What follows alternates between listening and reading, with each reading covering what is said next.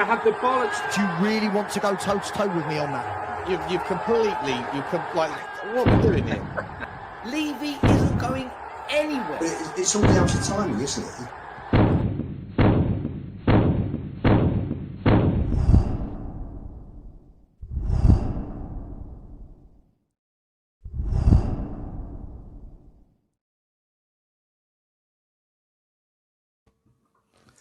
Yes, guys, how you doing? Welcome back to the Spurs Five. We are going to be five. Johnny's on his way back. He got caught in a bit of traffic. Didn't get out of town as quickly as Lubo did. What an absolute disgrace that was. We got Dan, E, Stel, Lubo, myself, and Johnny to talk about it. Big up to you all. Absolute haramble. Boring. Tottenham. That's all I could hear on the TV. And I had it dialed down, but it was absolutely shocking. Another abject performance. We come away with the points. We got Thomas Frank's commentary where he's spinning this into a positive, doing the relativity thing. You know, getting a point against Brentford's a fantastic result because look who didn't do as well as we did earlier on this season. I mean, maybe there's some context there, but I mean, just if you're looking for a reason to hang your hat on Thomas Frank and go, oh, I can see why I should back you, I come away thinking I can't find anything. We're going to find out how the boys are feeling about this one. I'll be speaking a little bit less tonight because I've spoken a lot about this all day long. Please, guys, smash the like button for us if you enjoy, well, at least enjoy the channel, enjoy the show, hopefully, if you don't enjoy the football. But hit the subscribe if you haven't already. Notification button should be squeezed. Comments should be dropped. Please be respectful. This channel, this show, every show we do here is always available on the podcast platforms. So if you are into that, when you're walking your wife and you'd rather listen to us or watch us back, you can do so on Spotify or Apple Pods and all that jazz. Please give us a follow and a rating over there. And, of course, today we have been sponsored by the wonderful people at OK Jersey. If you're looking for your New Year's resolution clobber to get yourself fit, get yourself in shape, looking for athleisure wear, retro grade gear, new gear with the Tottenham stuff or any other football club, whatever you're interested in, rugby wear, they've got it all at OK Jersey. So just go and search for OK Jersey and you get unbelievable quality at unbelievable prices. And you get a further 8% off, at checkout using code 5. That's the admin out of the way, guys. Please do all the like buttons and stuff. Let's find out how the boys are feeling before we get into the nitty gritty. Stella, I'll start with you, mate. Welcome back. How are you, buddy? How you feeling? Happy New Year as well. Happy New Year. Sorry. Happy New Year. Happy New Year to you, everyone in the chat, everyone watching on the podcast, listening. Lubo, Dan, the live chat. I went to the pub to watch the game because I wanted to get out of the house. And there were 6 people in the pub. Normally holds about 200 people. There's 6 people in the pub sitting there watching the Spurs game. 20 minutes to go. The landlord turns the football off and puts on the darts. And I've screamed, what are you doing? He goes, oh, mate, this is rubbish. Who wants to watch this? I said, put the game back on. I had to argue for a minute.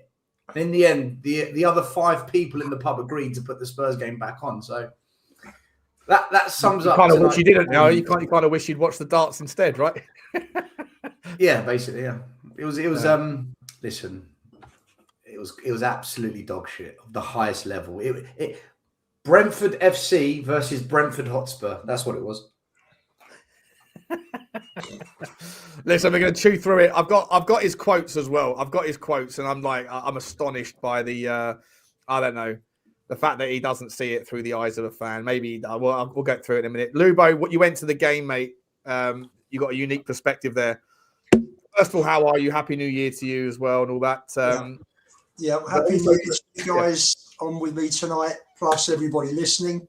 Well, that's one night in my life I'll never get back.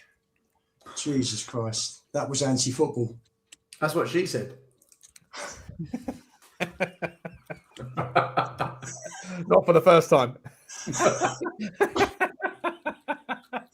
God, that was awful.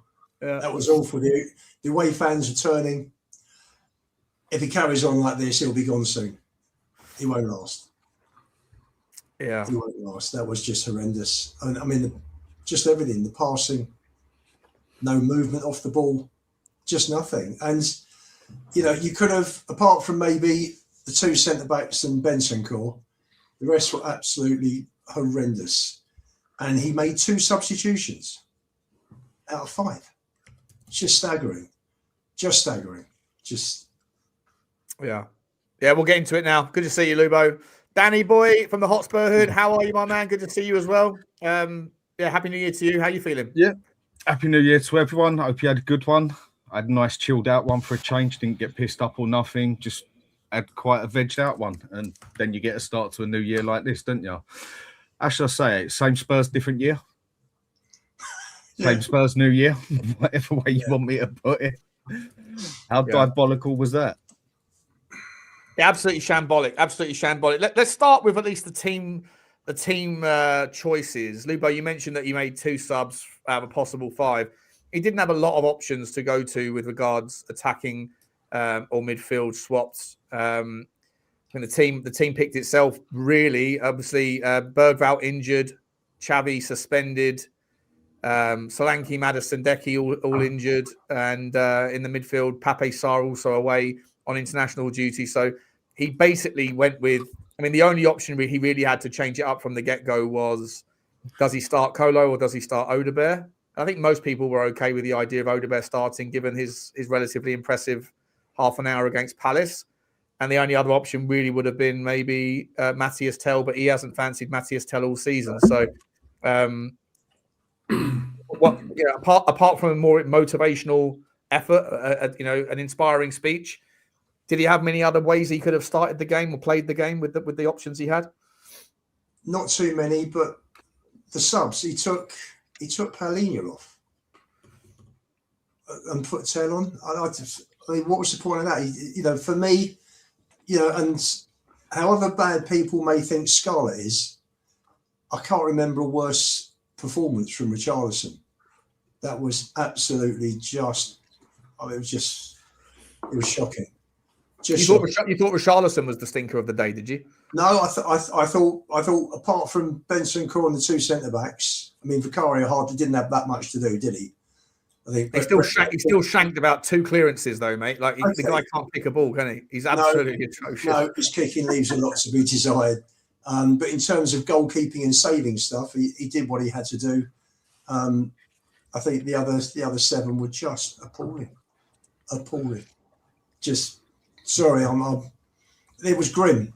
So I was texting with my son who's in Australia, and he just said, "What's it like?" And I said, "It's grim." Just there's no other words. It was utter rubbish. Yeah, your boy Archie Gray, mate. Before I bring on the other guys, I think he played.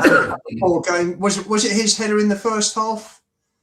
And, and he tried. He had a half a chance with that. And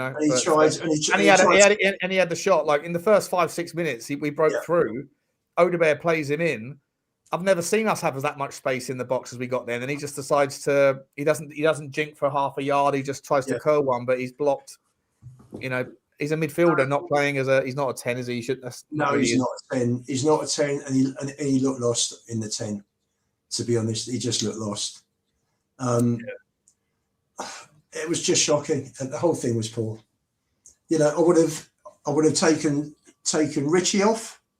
You could have taken him off. You could have put. I mean, however bad Scarlett is, he couldn't have played any worse than Richarlison did tonight. Was Scarlett on the bench? Yeah, he was he? Yeah. I don't know. Listen, it's interesting. I thought that Richarlison was one of the. Not that there were many bright sparks at all, but I actually thought he was a little bit better than my standard average expectation of him. I thought he tried to link up the play a few times. Obviously, I know he missed that kind of the cross that he put into Archie Gray, and then the follow up he whacked over the bar. But I'm not saying he had a good game, but I didn't like.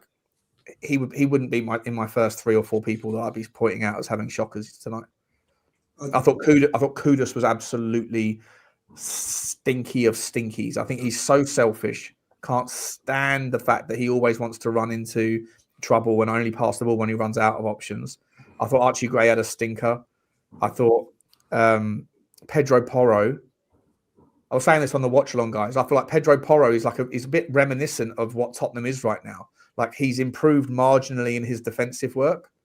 He's in order to gain 15% improvements in his defense, he's given up 90% of his ability on the ball. Like he can't kick the ball at the moment. Pedro Porro put the ball out into touch 7 times in that game. I thought he was absolutely atrocious. When you look, Sean, we are 12th, I think, and we're just behind Palace and Brentford. If mid-table, these teams that are mid-table that I've just watched in the last 4 or 5 days, I've got to tell you something, the Premier League standards have dropped dramatically. I want my fucking money back. Happy New Year, Johnny, to you too. Yeah, what a fucking Johnny, I heard what you said then. Don't say it again, please. That C word is going to get us demonetized immediately. They just come off the slopes of Val d'Isere, mate. Oh my God. I swear to you guys, I was not well tonight. I woke up this morning from New Year. Happy New Year. Sorry, everybody. I'm just a bit irate. I woke up, had a really late night, woke up feeling horrific this morning. And I was like, and ahhing, what do I do? And I thought, I'm a loyal supporter, TTID. And I went, worst decision I've made. I actually don't know. I don't know what anyone said. But for me, I don't think I've seen a worse game of football between two worse sides who had no intentions of trying to win for years. Years. Did it look that way on TV? I don't know. I thought the Crystal Palace game last week was just as bad. Oh no. Sean, the last 10 minutes, Spurs played some football. Yeah. That's because we had a goal, didn't we? And they were coming out. We had no intentions of winning that game, mate. 3 defensive midfielders. We couldn't get the ball out of midfield. The only people that came out with any credit, in my opinion, was Mickey van der Ven and Romero at times. But Mickey van der Ven, other than that, it weren't jack shit. Archie Gray couldn't pass the ball. It was shocking. Shocking. Yeah. We weren't the only team, though, that had we sat up defensively. I mean, Brentford went with Yanelt, Henderson and Yormaluk, who are all defensive-minded. They even played Keane Lewis Potter, who's a left-back at right wing. I mean, talk about defensive setup. I mean, the whole game was a nailed on 0-0. Let me bring Stel in on this one, Stel. Your take on the team section. That's where we started. Sorry, that's where the team section. Was there anything else we could have done? Yeah, 100%. For weeks and weeks and weeks, been talking about a back three, and I kept hearing multiple channels, not just here, and multiple WhatsApp groups. We can't, because if one of the centre backs gets injured, then we've got no one else as cover. Well, you've got Dragusing and Danzo fit now. There's no excuse not to try a back three. Push Porro high up, push Spence high up. They're much better further up the pitch. Tell Palini just to hold, protect the back three, then whoever you want, Benton, Core or Gray. Do you think that tonight, Stel? Because I thought before the game we would. Let me finish what I was saying. I do think. I thought so as well. I would have put Kudus into the 10 and say, look, you're going to be the number 10 because Xavi Simons isn't here. He's suspended. Don't worry about the wide areas because the fullbacks have pushed up. Then you play 2 up top. Richie and Mwani, Richie and Tell, whoever you want. That makes us more attacking. We are now asking questions of Brentford. Instead, the first half was a stalemate of a game. I mean, awful. But having said that, at half-time, just before half-time, I had to write this down. We had 0 shots on target, 0 corners, 0 clear-cut chances. They had more passes and more possession than us. First half, yeah. Second half, listen, Brentford pinned us back. Brentford actually tried to win that game second half. Coyote on one wing, Sade on the other. The overlaps, the 1-2s, the playing down the channels, they were causing us problems. The reason that they struggled was exactly the same as Crystal Palace. They had no one up top that could put it in the back of the net. They had 1 or 2 chances they should have hit the target with, and they fucked it. Why was Vicario Vicario made one brilliant save, I have to say. He made a really good diving save. The only real chance for me that I thought we should have done much better with was in the dying minutes. The ball came to Richarlison, and he just scuffed the shot into the hands of the goalie. So, look, guys, I could talk to you about Frank all day. I'll just be repeating everything I've been saying for months and months and months. I don't rate the manager. The style of play for me, it's not just down to the players. There's a way you can be more attacking. You might not get the result. I hold my hands up. The players might not get you the result. But the lack of ambition to want to win a game of football, this is not Tottenham. Our club's never been about that. And he's just there saying, you know, I thought we'd done well today. It's a good point. Mate, you beat this team a couple of weeks ago comfortably. You battered this team a couple of weeks ago. What are you talking about? And you go play the same team, and we looked awful, absolutely atrocious. He should have been more attacking. I get the 4-3-3, being more pragmatic, double pivot. If you're away at Anfield, away at the Etihad, away at the Emirates, away at Stamford Bridge, away at I get it. It makes sense. Brentford away, and you do that. I don't know, guys. I mean, listen, back him. Let him get us top four. This guy, for me, he's not winning trophies at this club. Not in my opinion. Can I just say, in fairness, still, and I'm fuming, right? And you know, I've been saying this for weeks, by the way. It's not. Yeah, listen, I'm not going to say anything about that because you know I gave up trying to defend it. But what I would say, the only caveat I would add to any of this is the fact we had 8 players out. And of those players, most of them are attacking. Let me finish, right? Most of them are attacking. But even they, in my opinion, the midfield and the final third are just shit. They just are shit. I just don't think they're good enough. I really don't. Johnny, they're not good enough. But the way we set up, it's not getting the best out of Spence, Porro. I would have put Kudos. My son said the same. Put Kudos in the 10. I would have played with the back 3, exactly like you said. That's what I expected today because of the players we had missing. It makes perfect sense what you're saying. Dan, let me bring you in, mate. Okay. Same sort of question, mate, around like, do you think we could have done anything different? How much is not so much around Thomas Frank's setup. We will come to that, but just around the not the motivation or the intention of the tactics, but more around just the team itself. Was there anything else? I mean, still saying back 3. I know you've been a back 3 proponent, Dan, this season. Do you agree? What's your take on the way we went about our business? Look, the one thing I think Frank definitely got his tactics right was how to tactics himself out of a game. He basically went into that exactly the way they went into that at the start of it anyway. Both teams just cancelled themselves out in the first game. But in the second half, like others have said, they seemed like we was more up for it. We didn't seem to get the ball forward, even on a counter, anything like that. We were slow. No one could seem to cross the ball properly. Richarlison up front, just shocking. If you want to go by the tactics, I stick by what I've been preaching for 2 years. We've now got the players to basically do that. We should have gone a 3-4-2, 3-4-1-2. People still think 3 at the back is defending. No, 3 at the back, you can play out and out attack with it as well. You can also use it to counter. You can also use it to defend. It's a very open formation. We had perfect to have 3 at the back and also be covered. Go 4 in the middle. And yeah, I'd have stuck Kudus as my number 10 and then Wane and Richarlison up front and basically gone for the kill. And we didn't. We went into the game and we went there not to lose, basically, again. And after the way we took them out at our place, they was obviously going to be a bit nervous, which it showed in the first half because they were very defensive. And then what they realised in the first half is this lot ain't even coming for us. We can go for them. And that's exactly what they did in the second half. I mean, what the hell was he doing keeping Archie Gray as basically what I was watching, if someone tell me I'm wrong, as a number 10? What was that all about? It looked like he was literally playing the number 10 at one point.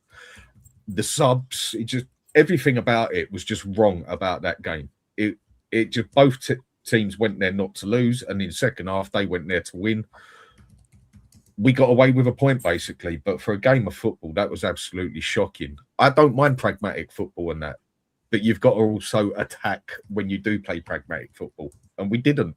We didn't get our count. We had chances to play counter, and we didn't. Our passing was shocking today as well. Do you know, I got a super chat at the end of the watch long I just did, and I took a screenshot of it because I think it absolutely nailed on the head here, right? And it's from this guy, the Ludra man. He said, Vic getting a yellow card for delaying the game in the 70th minute at 0-0 at Brentford says all you need to know about the players and Thomas Frank. And I think he absolutely smashed it, like, with that particular saying. To get a yellow card for time wasting whilst 0-0 away at Brentford, to me, tells you the way that we've been set up. It's like you say, Dan, not to lose.com. You know, I said that since game week 4. It's apparent to me. And I've just got to give me a couple of seconds here, guys. I want to show you some of the quotes before the game from Thomas Frank, and then the post match threats as well, right? So here's what he said before the game. Okay, when he was asked about winning ugly, he said, "I think it's so important. I think every good team needs to be able to do that. We are building something. I think it's also fair to say we are not City, Arsenal, Chelsea, or Liverpool where they are right now. We really want to be there, but even then, they need ugly wins sometimes when they're winning 1-0. How many times have Arsenal won 1-0 with set piece this season? So we need to be able to do that. And I know it will be a very difficult team at Brentford. I'm part of creating what I know I am facing. I know it will be very difficult with the G-Tech. They've won 6 games, drawn 2 and lost 1. They beat Liverpool, Newcastle, Man United, recently Bournemouth 4-1. So that is wow. And if you don't show respect to that, the 3 points are going. But we will be very respectful. Which to me, I interpret that as we're more scared of what you can do to us than what we can do to you. And it's been the case for far too many times this season. He pays so much respect to the other teams. The SWOT analysis is a terrified analysis of where the threats are and the weaknesses are in our team. And it's a nightmare for me. And I just want to pivot quickly now to some of the quotes that he said in this game, right? So this is the Frank on the game itself. So I think the positives is that we're going here against a very good home team that you need to respect with the results they've done, where they're, again, repeating. They beat Liverpool, United, Newcastle, Villa, drawing with Chelsea, and keeping them on that low amount of chances. They had 7 shots in total. I think that's very, very strong defensive performance. I think the back 4 did excellent. The whole team did excellent, especially Mickey and Romero did very well with Thiago and Kevin Schade. So that's a positive. I think the amount of unforced errors is the biggest negative, I would say. I think that's the bit where you can make too many mistakes on unforced technical errors and then take on 8, 9, maybe good half transitions where they're not good. They're not getting into good positions. And then when we were up there, lacked the cutting edge on display. He's talking also about being booed by the fans. He said, yeah, I think they seemed like they were not too satisfied. And it's fair when we don't hit the top performance overall.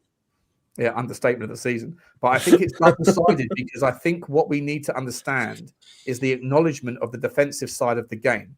We've done excellent today against a team that just scored 3 against Liverpool, 3 against United, so on. This fucking guy. It's all relativity bollocks. I can't stand it. But of course, the offensive part needs to be better. There's no 2 ways about it. On whether he's worried about losing the fans, it's not that we don't want to play offensive or attacking football. I just think when we're not, how can you say, on top of the game where we would like to be, we work very, very hard on that. But while you work hard on that, you can't, if you struggle scoring goals, let's say that, or create enough chances. You can't open up too much because then you need to score too many goals. So it's a fine balance. And then the last thing I was going to bring to your attention before I bring you back in, boys, more on the booze. Yeah, of course, it's difficult to hear. You'd prefer everyone is happy and we're winning 3-0. I think the understanding of where we are right now as a team and as a club, that's the transparent view of it. I think we have to play with Archie as a 10, or I decided to do that. We did a little bit different at the end of the game. That's just step by step. We do those things. I'm very confident we will make it fluent and better and scoring enough goals, but the amount of games and limited training times and the right offensive players available, that's part of it. It's no problem. Johnny, you're on mute, mate. Let you come in, buddy. I don't know. Do you know what? I don't even know what to say anymore. I've been watching this club for such a long time. This isn't just a Thomas Frank thing. This is a thing that's been going on. This is what I've been going on about probably for the last 3 years or so. Probably since Antonio Conte's rant against Southampton. It really has been pretty shocking, bar a few individual games. And that night in Bilbao, we've had a lot of luck to get to the final. We took it, but it's been turgid, really. I mean, we had a 10 game run a couple of years ago where some people got very excited. I never believed it could carry on because it was suicide football. But hey ho, I just I'm not sure where we go from here. To be truthful with you, I expected, like Stel said, to go 3 at the back now with Takai and Dragusin back. It made sense. It allows Romero to step into the middle and for those two on the outside to close up. Should he go venturing forward like he likes to? Kudus in the middle made more sense. I don't get it. Odebear on one side, Tell, and look, I thought it was shocking. There's no words to basically make excuses for it. He's right. The only thing he's right about, which I would agree on, I thought defensively we were very good. That's how he's setting up, Johnny. Yeah, no. In the pre-match, he said we have to do what Arsenal do. But Arsenal were trying to win a league, mate. We're not trying to win a league. We're trying to finish 8th. Hang on. Yeah, I totally agree with you. But also, I could say that about 9 of Arsenal's midfield and front would go into our team tomorrow. Of course. So I'm not going to use that as a comparison. But look, it's not good enough, Sean, and no one should accept it as good enough. The paradox here is we are league champions, Premier League champions away from home, and relegation at home. Explain that shit to me. It's the way we set up. It's the way we set up. You can't argue with those numbers. 100%. We are champions. We are champions of the league on away form, and absolutely shambolic at home. And you've got to find the happy medium. Right now, we're miles away from it. And all I want to know, Enoch, if you're listening, or whoever's watching this show, if you're at Spurs, got to go out and you've got to give some ammo. Because unless you do, we're going to be watching this crap for another 3 months or longer. Yeah, but Johnny, the thing is, you saw against Liverpool and against Brentford at White Hart Lane, we were very attacking on the front foot. We were peppering them.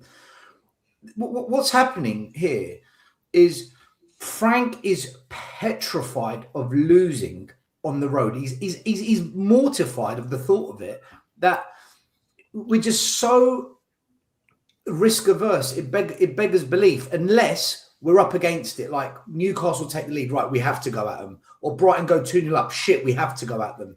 Did you when we got nothing to lose, we attack on the road. Otherwise, other than the Man City game, which was an anomaly, it is every season under every manager. It's the most negative football, and I watch it, and I, like tonight. It was such a defensive midfield. He couldn't have played a more defensive midfield if he tried. No, 100%. Where did you think we would finish with this squad? I mean, look, I'll be honest with you. I didn't think this squad was anywhere near good enough at the start of the season. Again, you know, we didn't replace Son. Maddison's out for months. Kulu's out for months. We knew it. We knew it all. And we've not replaced any of those players. 7th or 8th. I'm sure a lot of people said a 7th or 8th was the majority of what I saw. Yeah. And we could still finish there, but I'd never, we could still finish in that position. But I'm not. It's not so much about the out. It's not always about the outcome, though. It's about it's not. It's not. This goes back to that age-old argument. Like, are we there as fans to be entertained, or is the only thing that matters winning? At the moment, we're not winning, but we're not being entertained either. You won't be selling no tickets to Aston Villa because people won't be bothered going. They'll be saying, "Oh, I ain't paying money for that." Even though it's 30 quid a ticket and it's still on general sale, what does that tell you? 30 quid a ticket and it's still on general sale. It's because 15 minutes to go. Believe we're going to win. There isn't a belief we're going to win these games of football. 15 minutes to go still, they were singing, "I want my money back," the fans. That's disgusting. I'll tell you, Johnny, you can hear it on TV. They were singing, yeah. Johnny, fans were walking out on 65 minutes. Yeah, well, I didn't. I'm a proper fan. Can I ask you guys the boring? Because I Ali Gold was saying that the away fans are singing "Boring, Boring Tottenham," Mhm. and No, then Chris we Carroll sang was it. saying No, it was the home fans that were Spurs singing fans. "Boring, Boring." I was singing "Boring, Boring On Tottenham." Spurs fans, Spurs fans were doing it. Yeah. At the end of the Just towards out the of end of the question game. with that. Now, one thing I've heard a lot of all season is a lot of away fans. Like, you do see a lot of people who say they're away fans in the chat, and you meet away fans on here in places and that, doing a hell of a lot of preaching that we don't support the club enough at home. We do disgusting things like boo players when they come off and that, yeah? And how the away fans are the ones that get stuck in away and everything else and support them. Well, what sort of support was that? Dan, Boring football. Hang on a minute. So what sort of support was that? To me, that's a bit of a practice what you preach sort of thing. Because a lot of the away fans always grill at home that they don't do the job properly. What is it? Just because you're an away fan, you've now got the right to start shouting out and dissing the team and everything? Or is it just a case of money talks? No. What it's a case of is that we sung our hearts out for 75 minutes, Dan, right? Mm-hmm. We did not stop singing in that first half. We were absolutely turgid. We never had a shot on target. Yeah, if you go and play it back, Right. all you could hear was the Spurs fans singing every single player's name that had ever played for the But club. if you can do that, what right have you got to grill the home fans then? Just because you've got a bloody away ticket? What do you mean? Plenty of people do it. Plenty of people do it. Yeah, but And not you two necessarily. have both Johnny mentioned and it before. Lubo don't. Johnny and The Lubo home don't. fans don't support Fans- enough. You've both Mate, said I it. was before. frozen tonight. Frozen. I don't blame you. Everyone has a right to boo, as far as I'm concerned. It's too right, boo them off. But the point I'm making is I a didn't lot of boo 'em away off. fans I read on here, and a lot of and you two have both mentioned that we need to support more at home, and the home fans don't give it enough support. Yet because you're a away fan, you're entitled to it. We're all entitled to it. So I don't want to hear no away fans or Sorry, anything who said that? of any sort No, complaining. not You've at all. never What I was complained saying- about our home fans not giving us Dan, enough support. Dan, You've complained about it enough Dan, times. sorry, mate. Look, The ground's Lubo, up and it has down. been said on this show that it's wrong for the home fans to boo the players. It has Thank been you. said. We said boring Tottenham because Vicario was Is that any better? kicking the ball, right? Is that any better than booing the fans? I wasn't in there when they were booing, right? They were booing Thomas Frank, right? That's them. I wasn't there when that took place. Or when Support is support, though. Telling them they're playing boring football is obviously going to do no favours either. So the point I'm making when they're is I've passing heard. it backwards every single time. I agree with doing it, but who would then practice what you bloody preach, away fans? As What far as we've I'm said, concerned. Dan, let me put you right. What we've said is that you don't boo an individual player like the Spurs fans boo. And the other words that you have exactly said is you support them at home until they come off the correct, pitch. but you are entitled to boo at the end of the first half and the end of the second. You wasn't okay. I Not agree. during a game. But the away, okay, but then the away fans, what's the difference between booing and also dissing the team in the middle of the game? Practice what you bloody preach. Well, it was about Or is it just money talks? It was ace cases. What's he got to do with money? Work it out. What's he got to do with money? They're £30. Work it out. They're £30 tickets, Dan. It's not a lot of money. It's the reverse. It was dreadful. It was dreadful. Listen, it's the fans were entitled after a performance like that. Mm-hmm. So you turn up, freezing cold night. You expect something from the players. I agree. And I totally agree. And Wolves. It's not that I disagree with it. It's not that I don't think it's right. Monaco. Just practice what you preach, as far as I'm concerned. We had 10 minutes. We had 10 minutes on Sunday. At least we had 10 minutes Sunday at the end. And we came. Can I just show you a couple of things, right? Just to get back to the actual game. I want to show you some of the performances, right?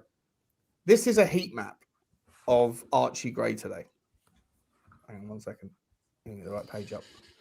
This is Archie Gray's heat map for a guy that stayed on the pitch for 90 minutes as a midfielder that's supposed to be playing either in a flat three or in the more advanced of the three.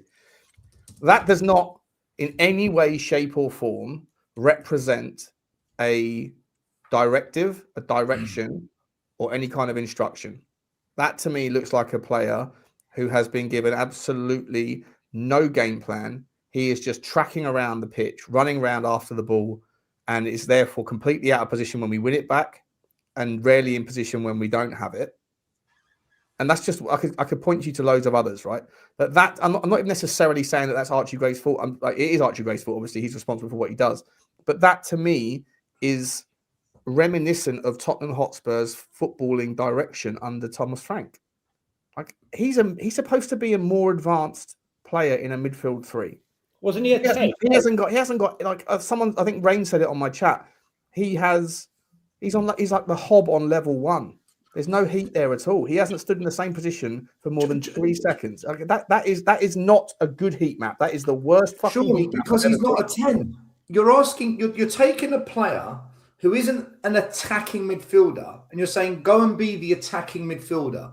What do you think is going to happen? At least with Kudos, if you move him from the wing to the middle, you're taking an attacking winger and saying, be an attacking central player. It's still the attacking mindset. I agree with you. But that's a Thomas Frank issue, right? That thing there is just what the fuck is Thomas Frank doing? Why would anyone play Gray's best games for Spurs have been when he's in the middle deeper and he goes up for set pieces and he can either gets a pass off to someone, gets ahead on the ball, whatever. Him as the 10, the creative maestro, you saw what we created tonight. Nothing. Absolutely nothing. It doesn't make any sense why he played him now.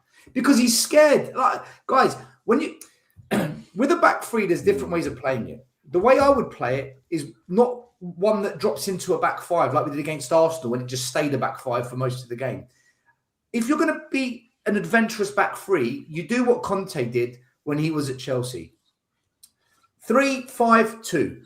That's the formation. And if you lose possession of the ball, you go into a 4-4-2. 2 lines of 4 where one of the midfielders drops into a wing-back role just in the defensive phase and it goes back into a 3-5-2. Frank doesn't do that. If Frank does a 3-5-2, it ends up going into a 5-4-1. It's a defensive way of doing it.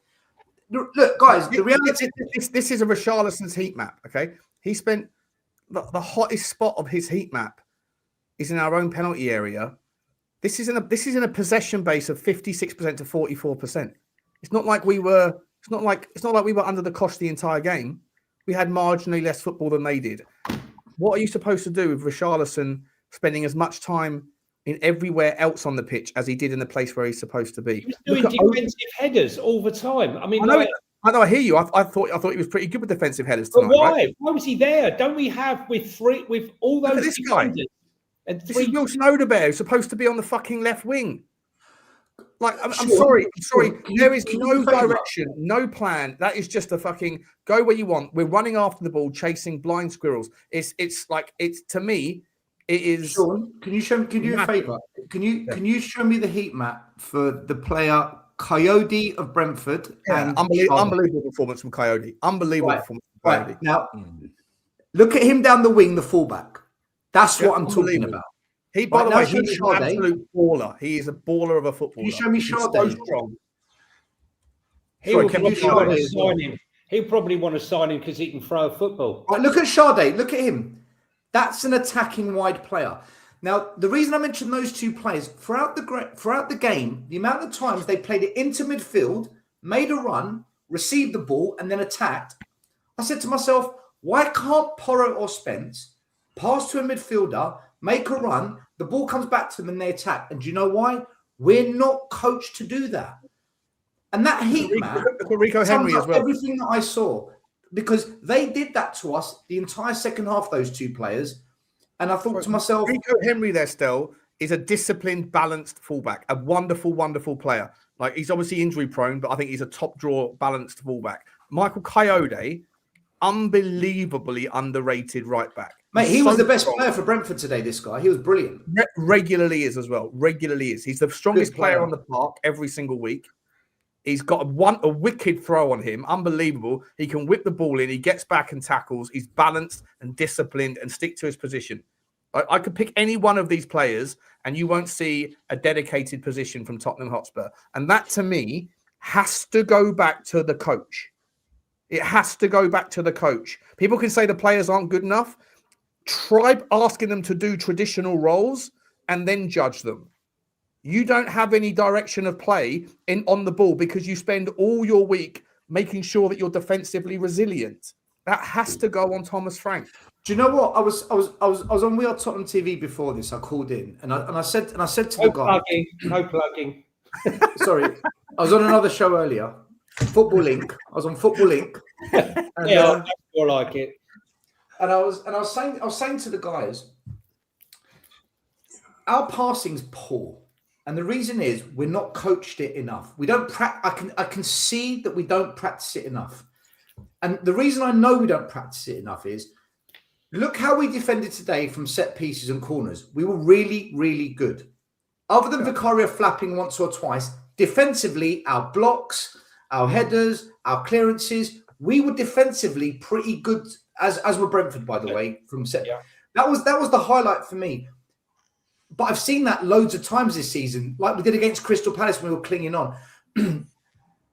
You can see it's been coached. I can see we have been coached to defend better from set pieces and from throw-ins and from free kick. We look much, much better at it. It's a plus. The reason the passing is shit, and under Ange, the passing was better, but the defending was crap, is because Ange, he heavily focused on pass and move, forward, neglected the defensive side of the game, probably coached 20% of a training session on defending, and it showed. Frank's the opposite. We focus a lot on the defending side, and you can see it. When it comes to just passing the ball, quick movement, quick play, Brentford were much better than us. They were so much better against us at moving the ball quickly down the channels than we were.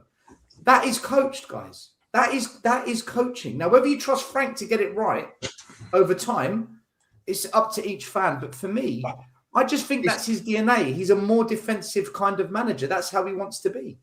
Yeah, he is more defensive. No two ways about it. He's more of a pragmatic manager. Doesn't play this style that a lot of people want to play or want to see.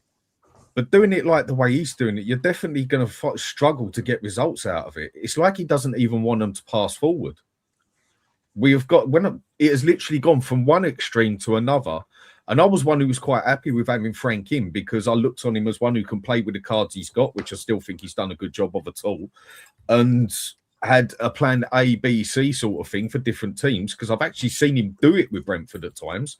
Since he's come to us, it's like he's literally shit scared of everybody. Not just the other teams, shit scared of the fans. It seems like he's scared of everything to do anything. Here's the thing. At Brentford, he had Mbeumo, Tony, Wissar, Damsgaard. Here all the time, he had better attackers. When he had better attackers, he lost 3 games out of 3 to Angeball. He lost all 3 games when Ange's team, that can't defend but attacked more, beat his team. And the one time Frank got something was a 2-2 draw. So when Ange Ball played Frank Ball, when Frank had those really good attackers, Ange won 3 out of 4 and drew 1. Yeah, but we could say that when we play Man City. We could say that when we play Man City. But let's be honest, fucking Pep Ball ain't Ange Ball and Frank Ball ain't as good as Pep Ball, right? So, yeah, of course not. But what I'm saying is when Frank had the better attackers, he couldn't beat a team that was open wide at the back. Like Ange, he couldn't do it. He had 4 attempts at it. You look for progress, and the standout horrific horrors of the last 18 months have been defending, attacking set pieces and defensive set pieces, right? And from that aspect, as you said, Stel, it's massively improved. But that's one aspect. The other 2 aspects... And dropping the high line 20 yards back helps massively as well. Yeah, the other 2 aspects. As well. Phase 2 and 3 are just nowhere near good enough. It's as simple as that. Certain teams, I get that you end up playing like that. Yeah, certain teams, when you're just not good enough, you do have to play that way to an extent, but have some sort of count on you. You don't go. I don't feel there's any game that you are entitled to win. That is why the Premier League is the best league in the world. But there's certain games you go into where you do have a bit of a higher expectation of we should be winning this or have a higher chance of winning this. And we're even going into those games scared of them, basically, like we was going to play Liverpool today or something, or that we was going to play Arsenal or Chelsea. That's the sort of way you'd have expected us to play against them.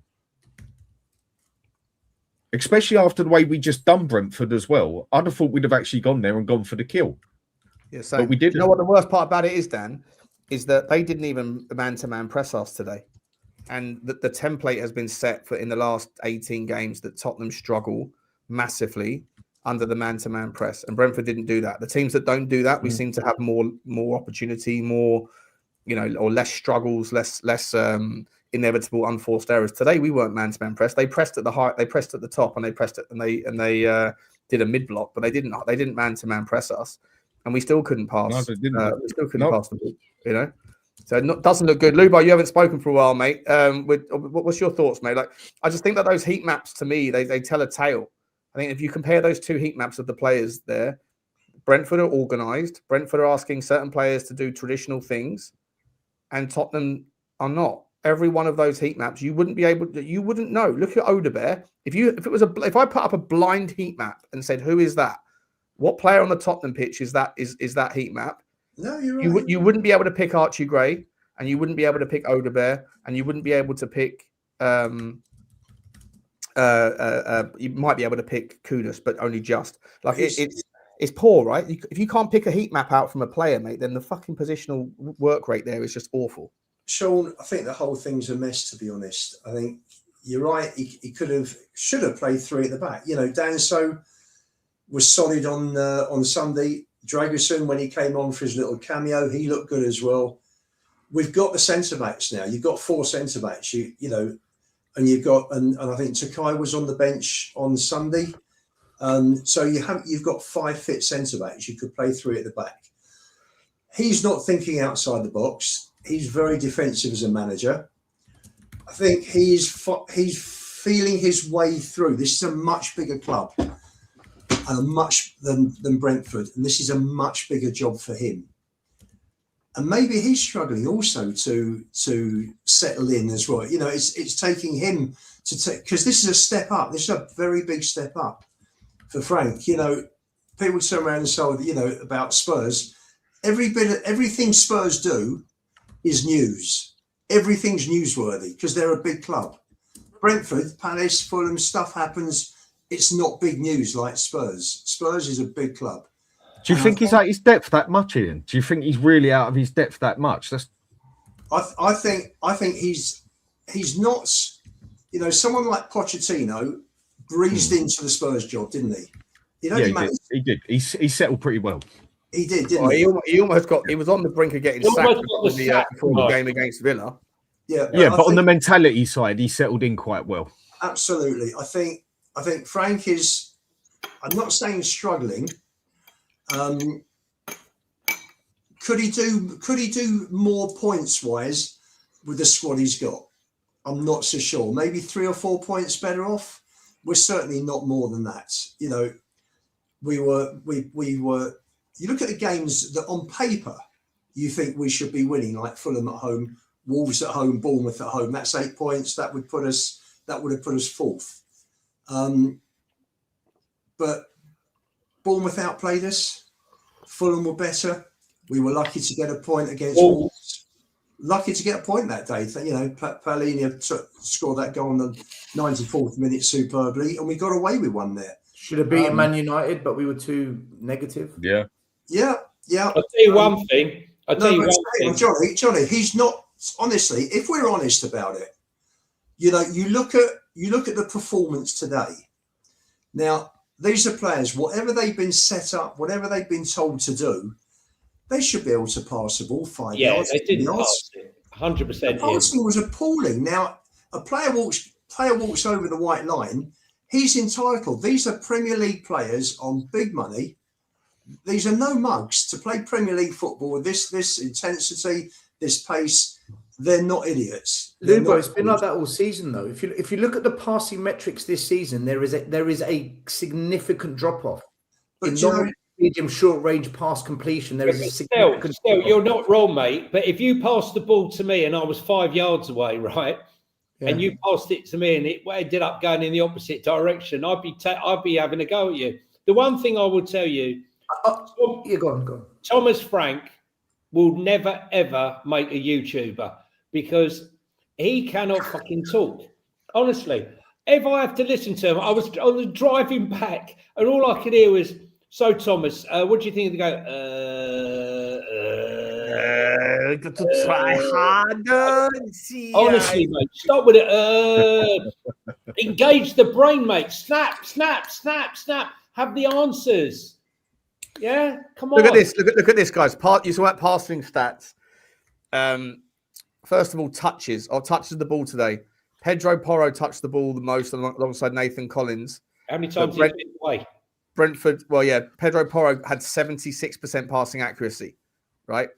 76% passing accuracy is horrendous. It's not good enough. You need to be 89, 90% for me to get a good result. Look at that. Vitaly Yanelt, right? Midfielder, 94% passing accuracy. Christopher Ayer, centre back, 89% accuracy. Pedro Porro, 76.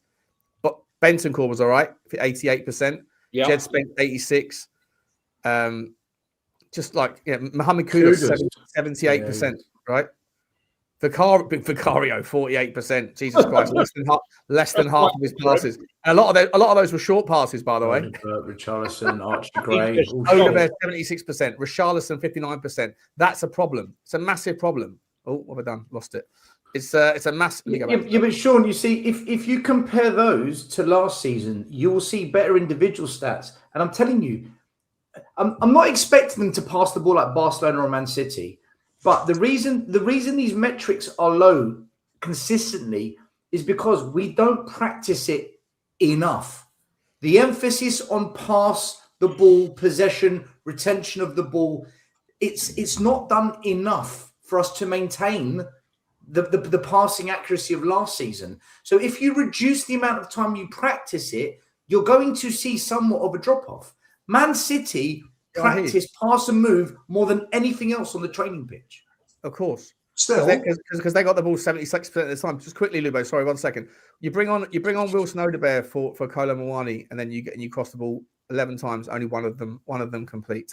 I mean, at one point, I back Odegaard, and I thought he had a good game against Palace, but we had a couple of decent moves today. They all went through him, and one time he got the ball and it whipped in front of him by Jed Spence.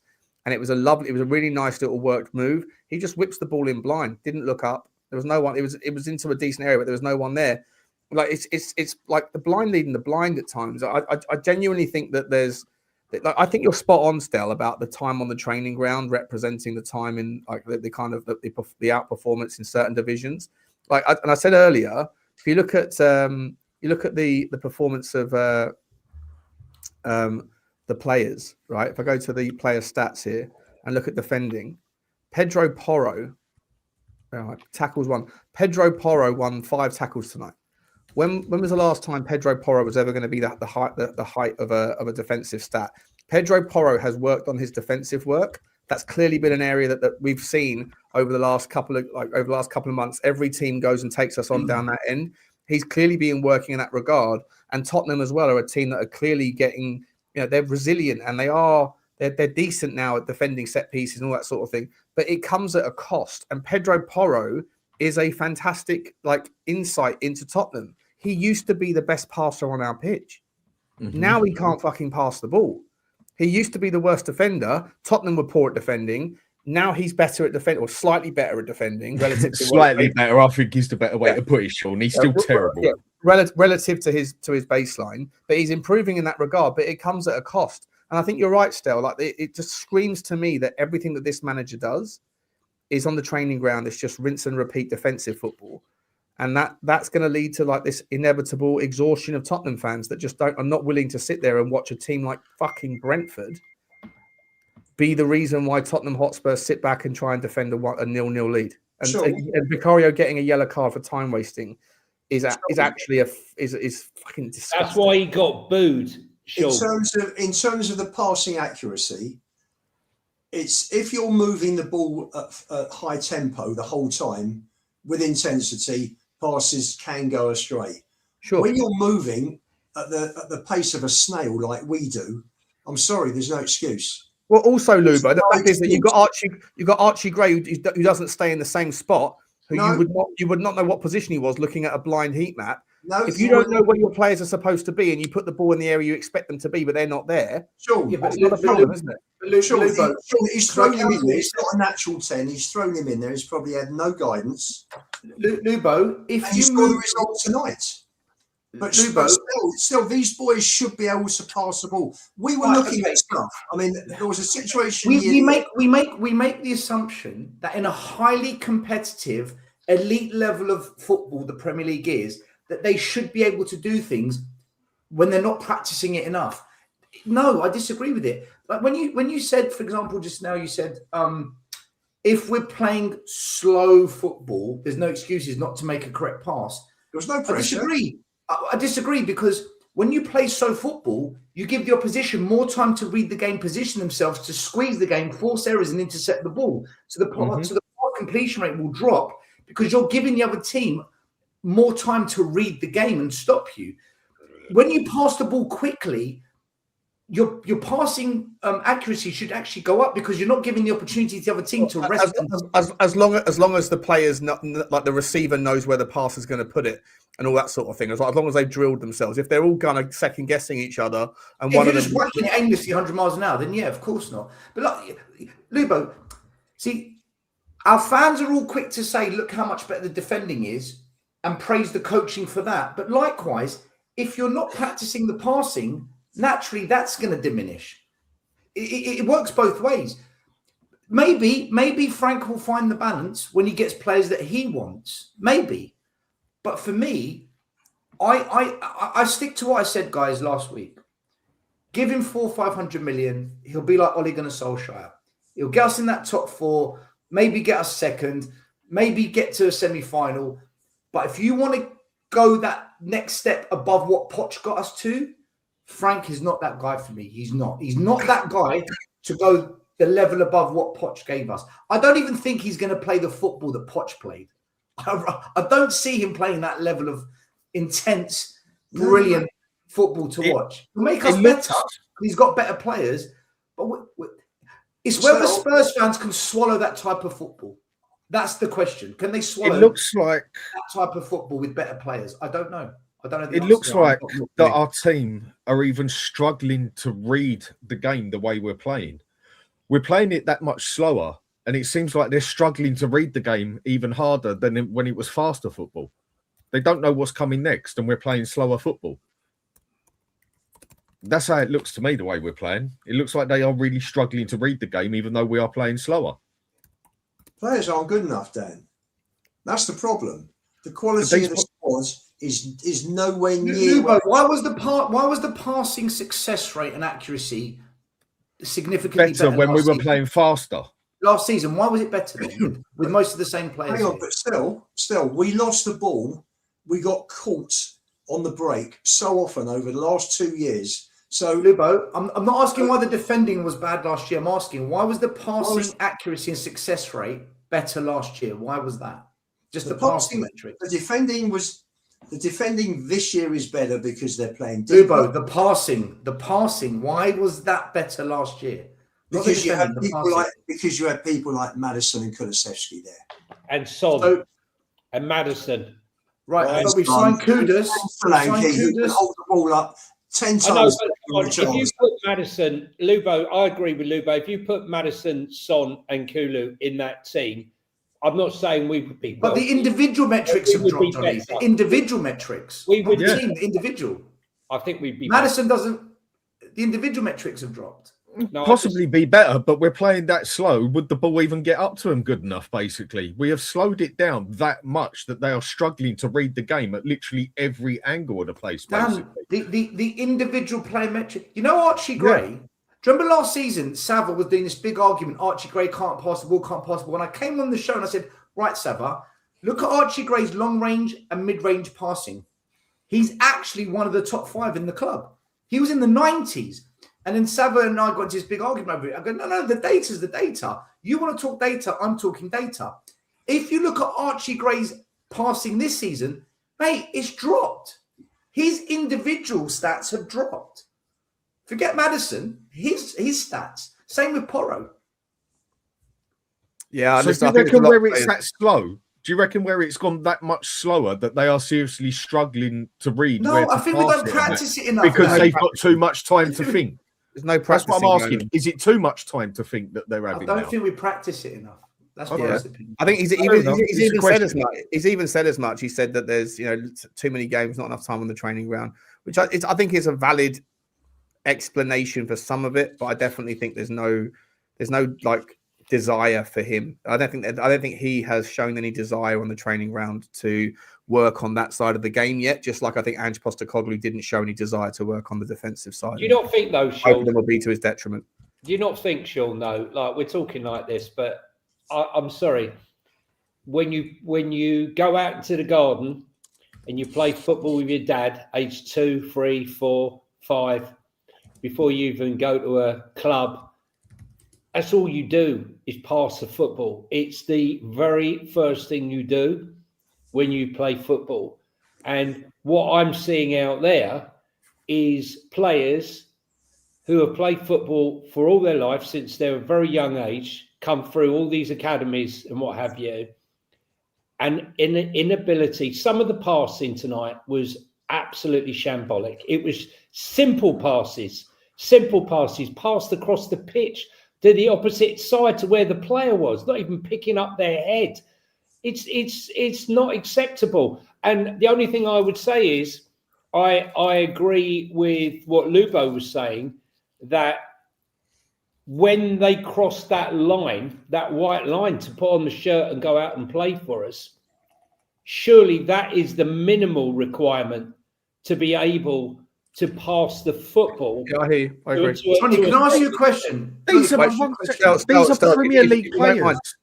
Dan, if you don't mind, sorry guys, just let me press pause because there's been some super chats that have been waiting since the very first minute. We haven't done them yet. I want to ask Johnny one thing after the super chats on this. Go on. Yeah, sure, no worries. Levy gone, all of Enoch next. Big up to you, by the way. He says, get rid of Danish donkey and his mid-table mentality BS. Disgrace. This is disgrace, guys. She's a disgrace. We can't go spend any money on anti-football players he will want. Well, apparently, by the way, one of his players he did want was Savinho. Apparently, he's got injured tonight. So I don't know if there's details on that. If anyone can find out in the chat, let us know. But yeah, listen, a lot of people feel like that. I just don't know what we're supposed to do going into January. I think this is fucking nightmare, isn't it? Big up to you, though. Thank you very much indeed. Chudini, big up to you, Chudini, with the super sticker, mate. Always here, always supporting everywhere we go. You are there, my man. And with that, we give you the Chudini. Big up to you, buddy. Thank you very much, Chudini. I hope you're okay, my man. Big up to you, mate. Thanks again for all your support. Ledley's knees says, is it true Brentford fans sang sorry, no refunds? I didn't hear that. Good banter if they did. And sing a bloody thing. I've got to be honest with you. Good banter if they did. Big up to you. Don't know. I hate Marmite says, sack him now. Why wait for the inevitable Xavi in? Listen, mate, I think that Xavi Hernandez is the wrong manager for our squad. He's a guy. What's he going to do with that lot? Xavi, come on. He's the wrong guy. He's a nice brand. He's a brand name manager, but he's not going to work with that squad. He's a technical football. He might be like a next Pep Guardiola type guy. He needs to play with technical players, and if you were to get him, you'd need to change the entire squad, in my opinion. Big up to you though. Ant London 84 says, guys, after all we've been through, you really want to hand over the reins of epic rebuild to this novice? No, thank you. Enig out or nothing changes. Yeah, look, I mean, the Enig out thing's not going to go away. I'm pretty sure there's going to be a massive march on February the 1st, no doubt. Big up to you, mate. Thank you very much indeed. Alban 503 says, the man sounds like he is learning on the job. He learned how to keep Brentford in the league, and now he is at Spurs trying to learn something else. Yeah. So we're an experiment then. Great. Yeah.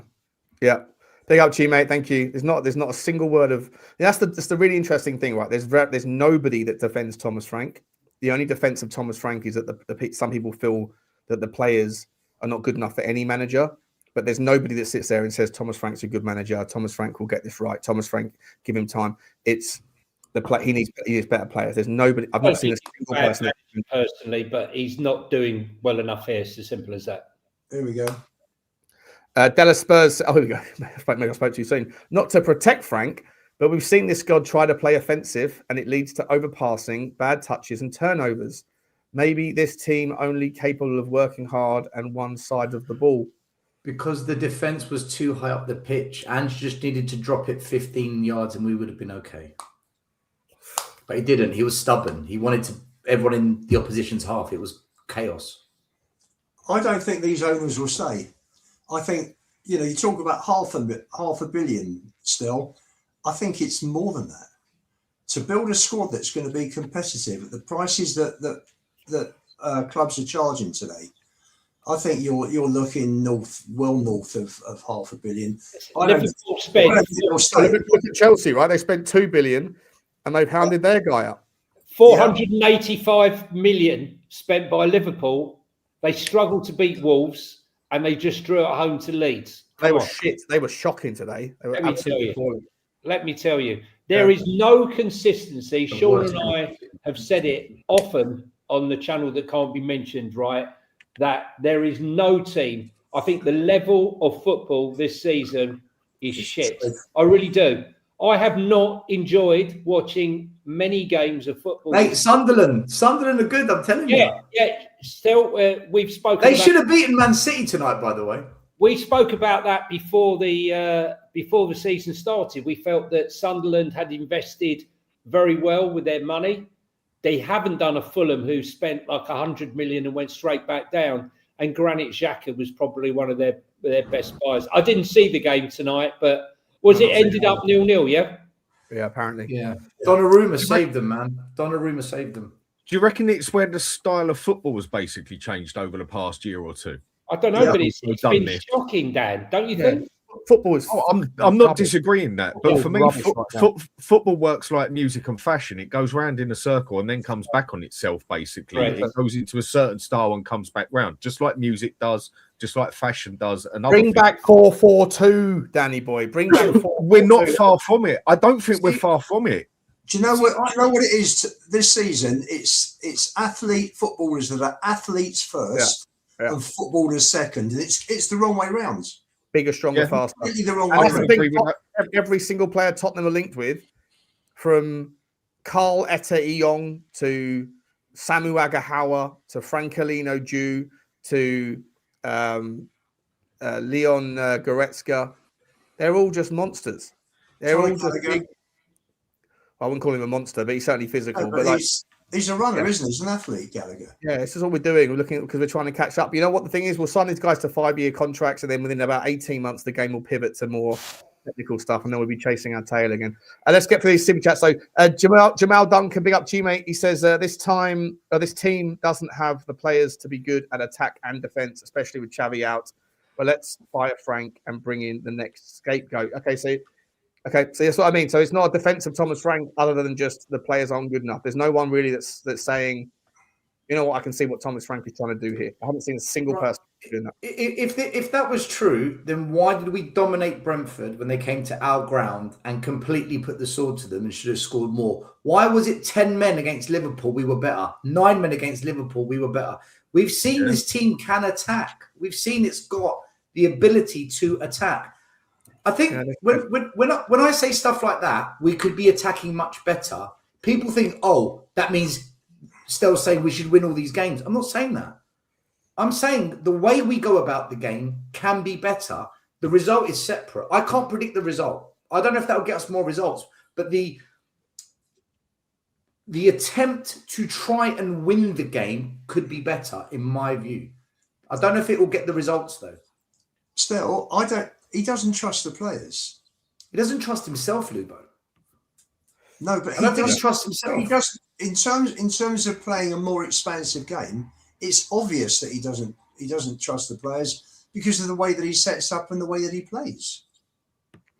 Yeah, let's just get these super chats done, guys. Real quick, if you don't mind. Adrian Cockrell says the heat maps also show why our passing is poor. No one can know where their teammate is. 100%, Adrian. There is no one available in a predictable position to receive. I completely agree with that 100%. I think you have to know, the receiver has to know where the pass is going to be. The passer has to know what the receiver is going to do.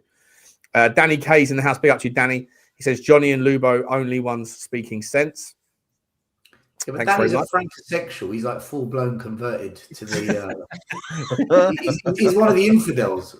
Yeah. Danny, you know, He's waiting for you, Danny, by the way, mate. Donuts. I got donuts. It's just for you, Danny. Danny the Donut Kiriakou. Big up to you, mate. Thank you very much, mate. He said, love it, Stel plus Sean. Think we have world-class players. When did we say that? What are we doing here? What are we doing here? He's being a donut again. Appreciate you, though. Krista Scorpion Nyland. What a name. What a name. He says, give Sebastian Hoeneß the job. He is free now. Yeah. Or is Glasner good enough?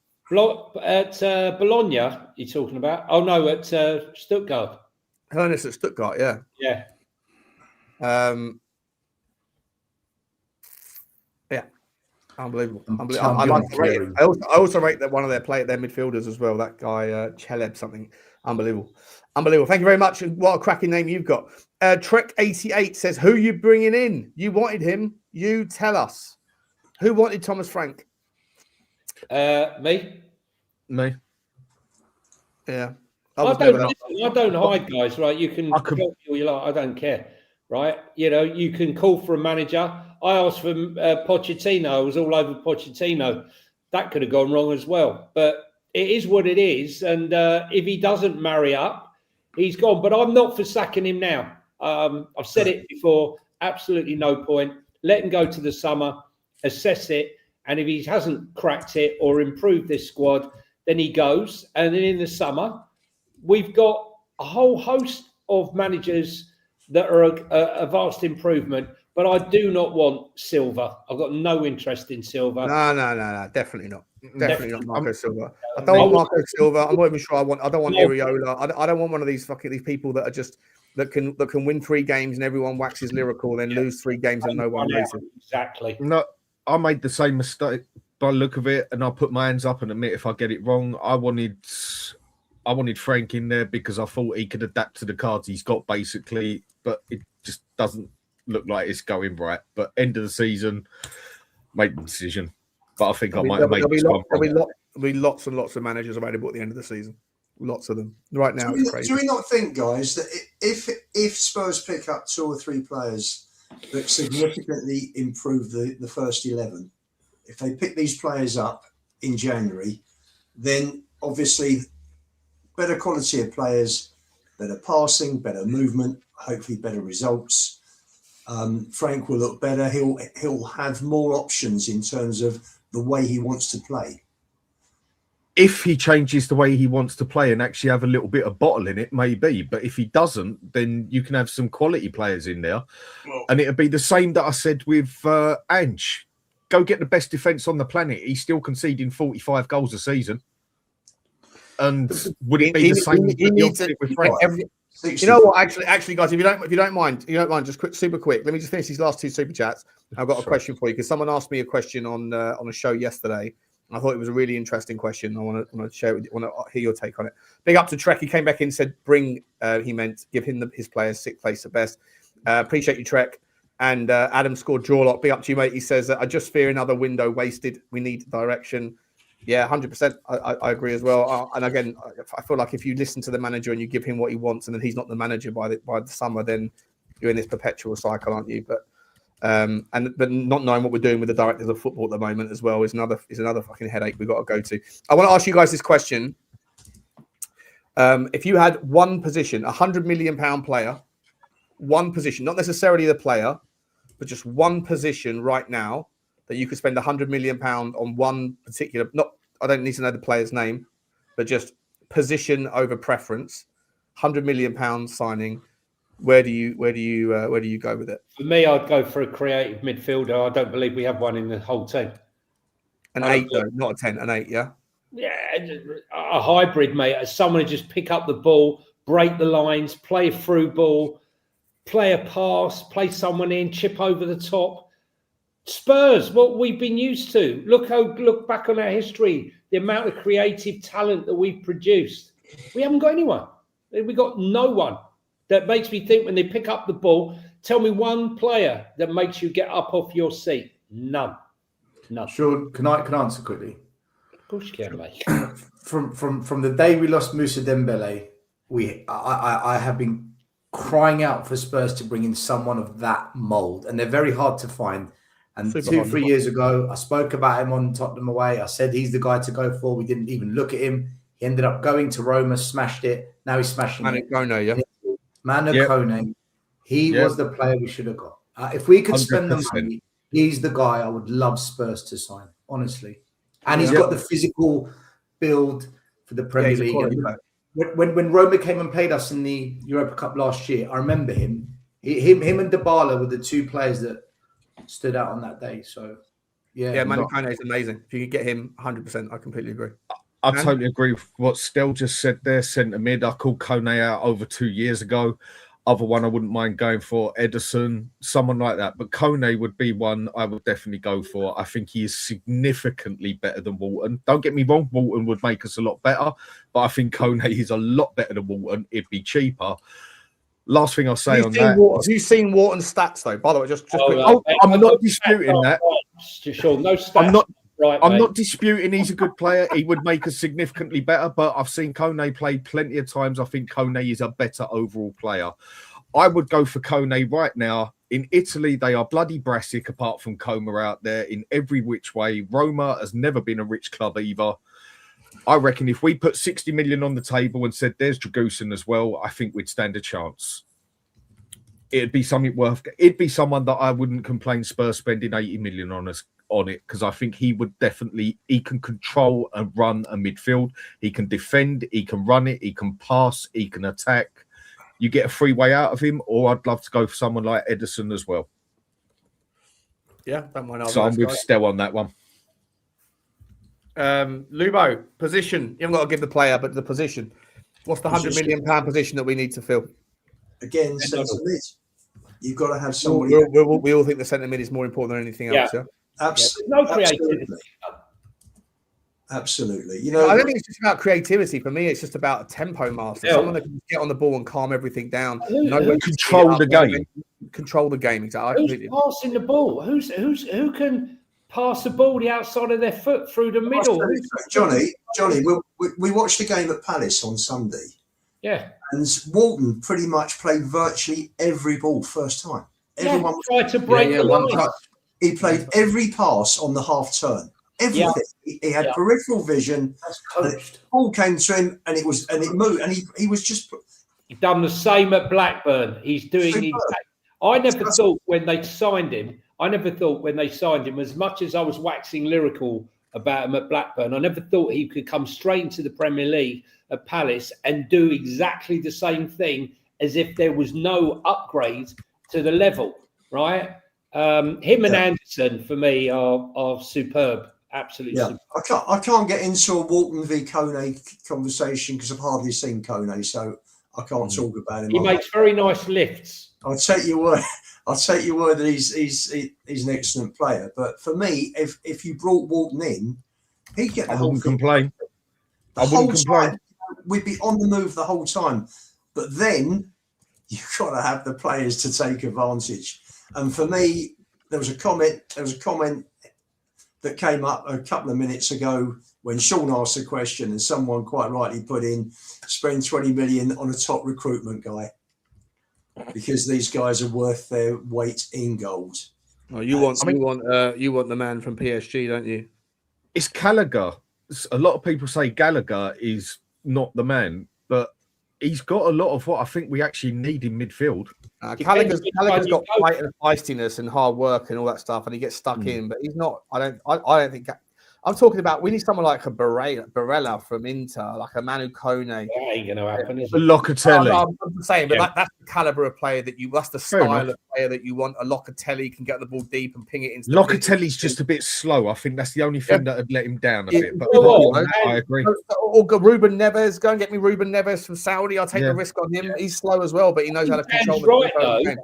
I think Dan's right. You know, the thing about Conor Gallagher, we always focus on the Chelsea Conor Gallagher, but not the Crystal Palace Gallagher, who played much further forward behind the front two and was constantly scoring goals. When he came back to Chelsea under Poch, he went much deeper, became almost like a DM.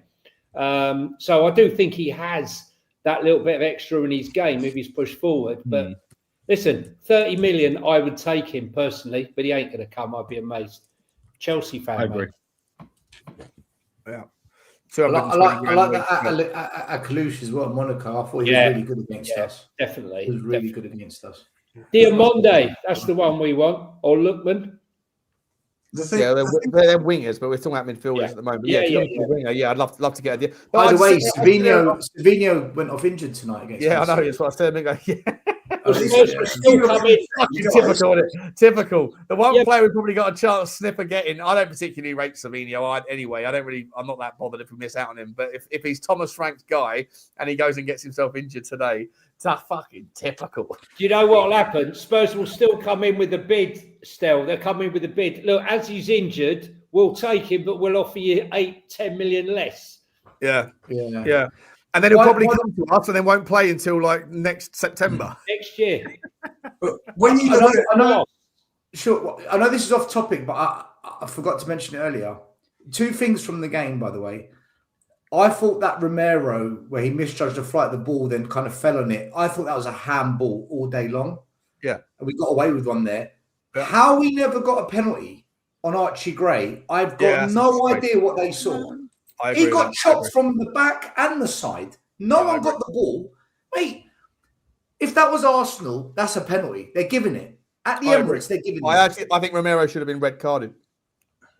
I don't know about that, but the Archie Gray, man, that was a stonewall penalty. Romero woofed at the ball, completely fucking missed it. Fell over, took the player out and put his hand on it, and it was a through on goal. It's a red card. When I first saw that, I don't think that's a red card. When I first saw it, I just thought it was irrelevant. But then watching it again, I can get where you're going with it.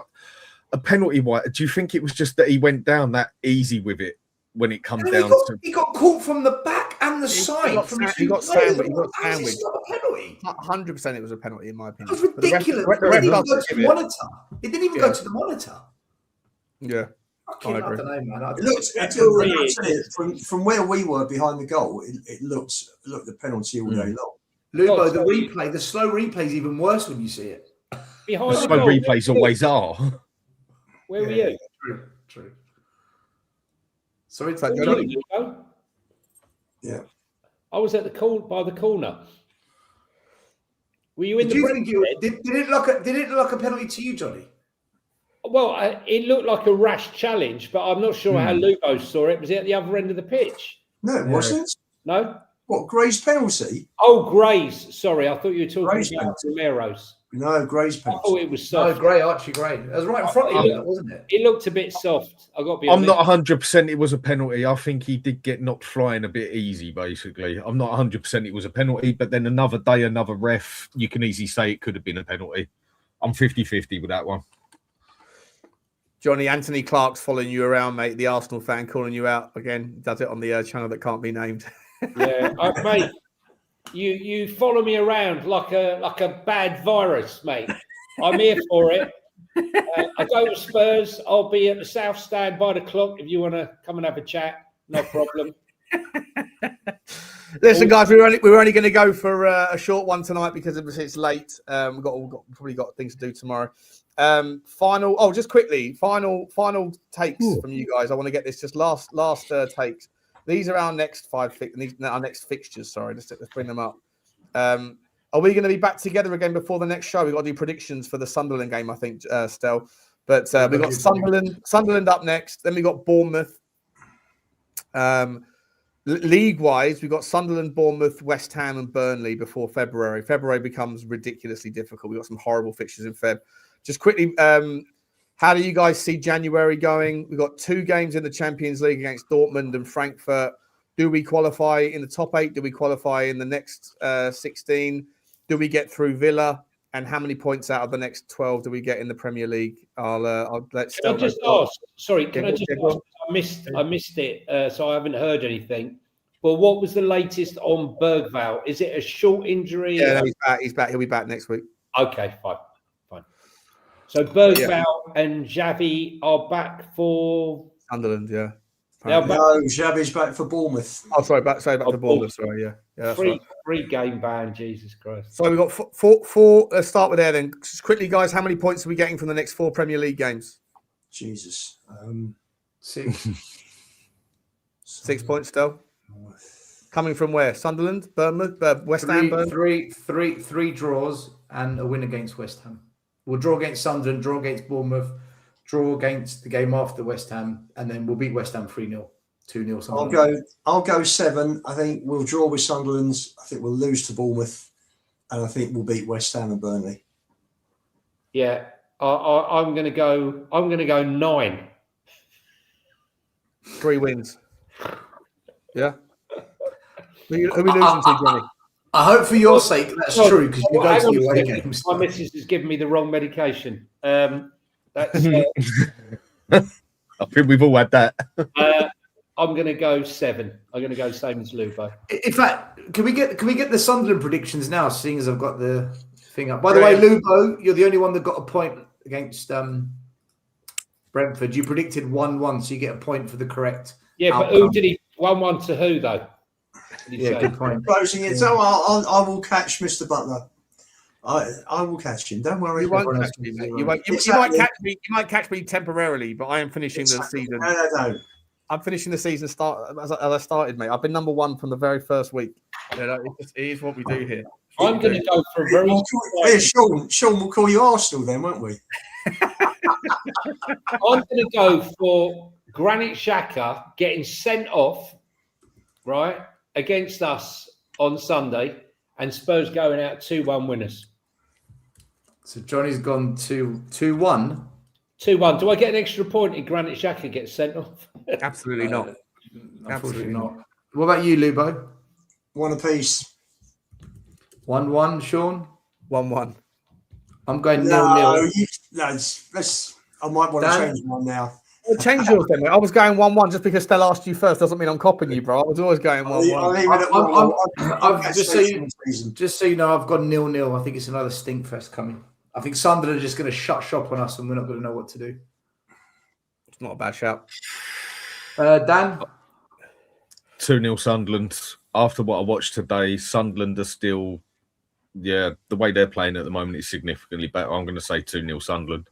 If we lose 2-0 on Sunday, that stadium's going to be horrific. 100%. I think it will be.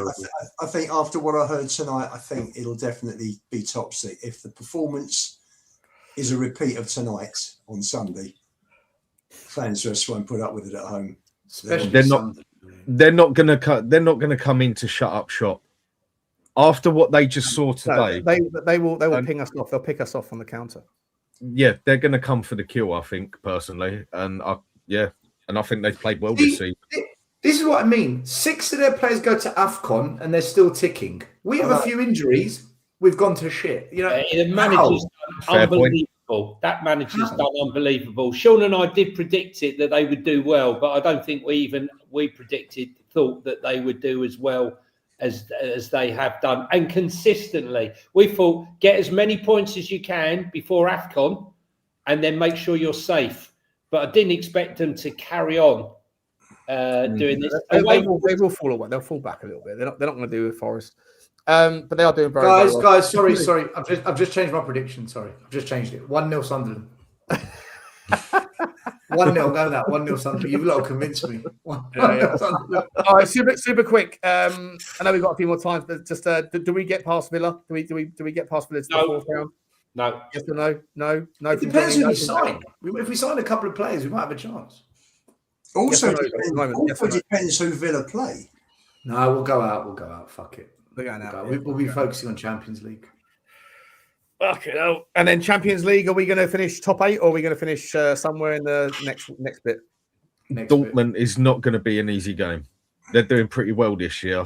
Dortmund is not going to be easy. Second in the league. I think they are second in it. 32 or something like that. They just opened to RB. I would say I'm going to reserve judgment until the window closes personally, and see. Let me tell you, if Enoch do not spend big money, or there's a whole load of excuses why this one never came off and that one never came off, and they end up selling 2 or 3 players, I think there'll be a protest come February 2nd. This is their chance to give themselves that little bit of extra time. As long as they go and buy one significant player, it will give them that breathing space to the summer where we can tell if they're serious or not, basically. So they've got to get somebody in there. They're going to have to pull out the checkbook, mate, on the wages and the bonus, because I don't know why anyone wants to come to Tottenham right now. I can't. Mate, it's the first day of a new year, and it's don't get me wrong. Tomorrow morning, I'll be straight out with the transfer news views include clickbait headlines. I'll be like, "Yeah, we get this one." But right now, the way after tonight, I just don't know why anyone would want to come to Tottenham and be a part of this ramble. There'll be so much clickbait on Football League tomorrow, mate. The clickbait is going to be outrageous. On Monday night, Johnny sat on this show going, "Good riddance to 2025. Can't wait to see the back of it." First day of the new year, he comes on the show. I want a fucking refund. Where's my... Can I ask you, joking aside, he dropped the C bomb. He dropped the C bomb. Seventh word that came out of Johnny's mouth was the C bomb. Good riddance to 25. Look at it. Hang on. Put a positive spin on it. This year can only get better. Can I just ask a question, though? Was it as bad? I don't know. I mean, because we're standing there absolutely freezing our nuts off, right, watching that, I thought the fans were fantastic, Dan, tonight. I got to sort of counter what you were saying, mate. They were unbelievable. Johnny, 75 minutes through that. We sung for all the players. Right. Musa Dembele, Christian Eriksen, Nicola Berti. I was singing. Johnny, my point of that at the end of the day was a lot of fans and a lot of away fans were saying you do not boo during the game, you do not diss them during the game. Vicario got booed again during the game. I agree with booing, telling them about themselves, but my idea is practice what you bloody preach. Yeah, don't be a hypocrite. And then I agree with Dan. I think you're fair on that. And then before they come off the pitch, people were already dissing them and everything. And it is mainly the away fans that definitely start giving it. We support them away. We give them everything away. At home, it's disgusting. You do not do this. Oh, what? Just because you got a bit of money in your back pocket and you can afford to go to an away game? Money talks, does it? BS, mate. Practice what you preach.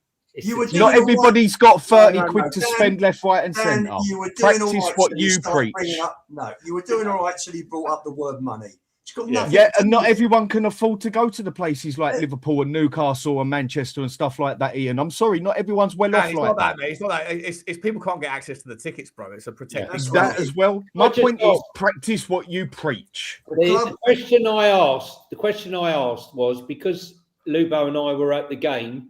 But boo them off for sure. I agree. Did we have a skewed view of the game? Was it as bad as we felt it was when we were in there? Did the TV say this is shocking, an abysmal game of football? Because I'm going to watch. They called it a stalemate game of football, not one to remember.